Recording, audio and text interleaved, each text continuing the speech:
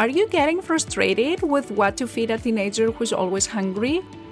Everybody knows that teenagers have a huge appetite. It seems like you need to feed them constantly to satisfy their hunger.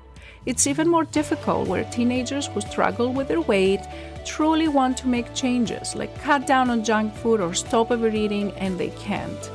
There's frustration, isolation, stress, and that's why I decided to create a recipe collection of 30 easy and healthy meals for teenagers. They're all high in protein to satisfy your teenager's hunger, and they can all be ready in less than 30 minutes. If you want to grab a free copy, go to lifestyleforteens.com/recipes.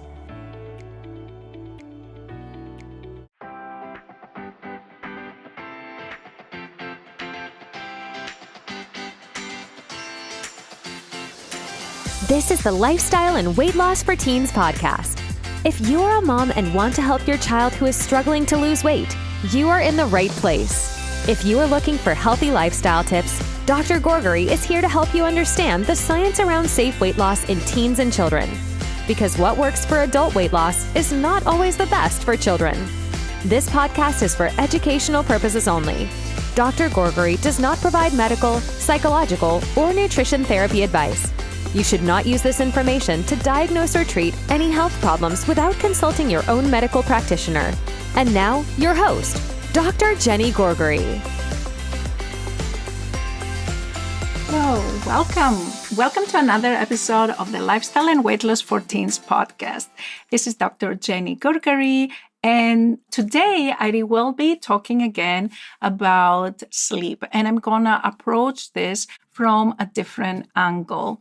And the reason I decided to do this podcast because a family recently, and I was talking to them and I was explaining the different reasons by which the sleep is important for all teenagers when they're trying to get to a healthy weight.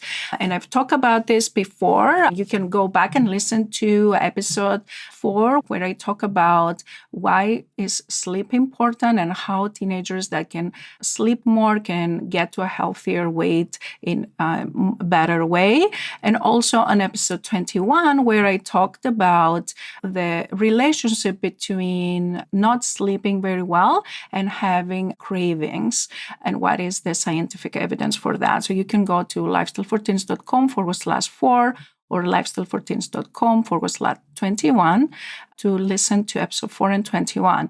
So on this episode, I will put more emphasis on the relationship between poor sleep and eating at the absence of hunger. So basically, what's the relationship between poor sleep and eating out of boredom, eating when you're not really hungry?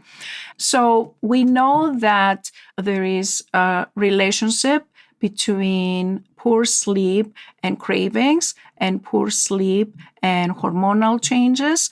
And as I said, there was a family recently, and there was this dispute again between mom and the teenager, where the teenager said that, yes, I don't sleep at night very early. However, I sleep more during the weekend. And of course, there is no doubt about that. This is a common theme I see about on the teenagers. And they may think that, oh, I catch up. I sleep more on the weekend. And families, I'm sure you know that this is a common pattern. And the reason and the question, is this the same? Like if you're sleeping 6 hours in one night and then you're sleeping 12 hours over the weekend, does that still count? Because your overall sleep can be back to the recommended amount. So, and remember, we want teenagers to sleep at least 8 to 10 hours per day. And data from CDC shows that a majority of teenagers do not get the recommended sleep. And of course, there can be different parameters that can be affected from poor sleep. But on this episode, I'm going to focus what's the relationship between not sleeping enough during the weekday with eating without hunger. And there was an excellent study which was done recently in 2019. It was published in the Journal of Nutrients.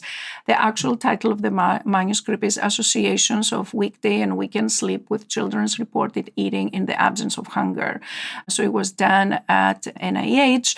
Briefly, what the researchers did is they asked teenagers to wear like a smart watch that would give them information on their sleep. So they would look at how many hours the teenagers slept during the weekday, and then they looked at how many hours the teenagers slept during the weekend.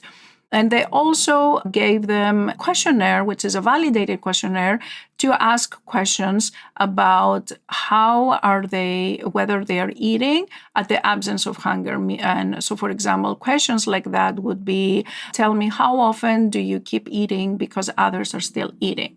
How often do you keep eating because you're feeling bored? Or how often do you keep eating because you're feeling anxious or nervous? So these questions kind of give you a score on like how likely are you to eat when you're not really hungry, but you're eating for all those other reasons. And if you are eating for all these other reasons, then you're more likely to gain weight and be in an unhealthy weight. So what they found was that even though there was no relationship between the average total sleep and their eating without hunger score, meaning that, yes, overall their sleep was not, the overall sleep from throughout the week was not associated with this unhealthy behavior. But then if they looked individually at each night and then the catch-up sleep, which is the extra sleep they get during the weekend, they found that the kids that slept less during the weekdays and also the extra sleep, the catch-up sleep that they had during the weekends, that was more associated with this behavior of eating without hunger. So I think this is a very important message. And that's my take-home message to you all today is if you are not getting enough sleep, consider adding, like even if it is half an hour or an hour, and doing all the things we've talked before about how to get better sleep, because that can potentially improve this behavior. Again, this is not a study that showed that, but it does give you a hint that there is an association which makes you think that if you could improve that, then that could potentially improve this behavior too. So if you find yourself eating without hunger or eating out of boredom or eating out of being anxious, ask yourself if this could be related to you not getting the recommended sleep. So that's all I had for you today. Again, if you haven't signed up for my newsletter, you can go to lifestyleforteens.com/newsletter, and I will send you weekly emails with tips and updates as I produce this content. Take care, you all. If you enjoyed listening to this podcast, I invite you to come check out the LIFT program.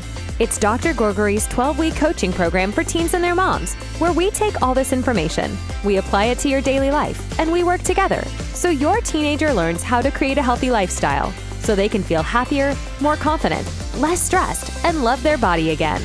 Visit the website at lifestyleforteens.com and click on the Work With Me and free resources to learn more about this program and get free help to start this journey right away. Thanks for tuning in, and we'll catch you in the next episode of Lifestyle and Weight Loss for Teens.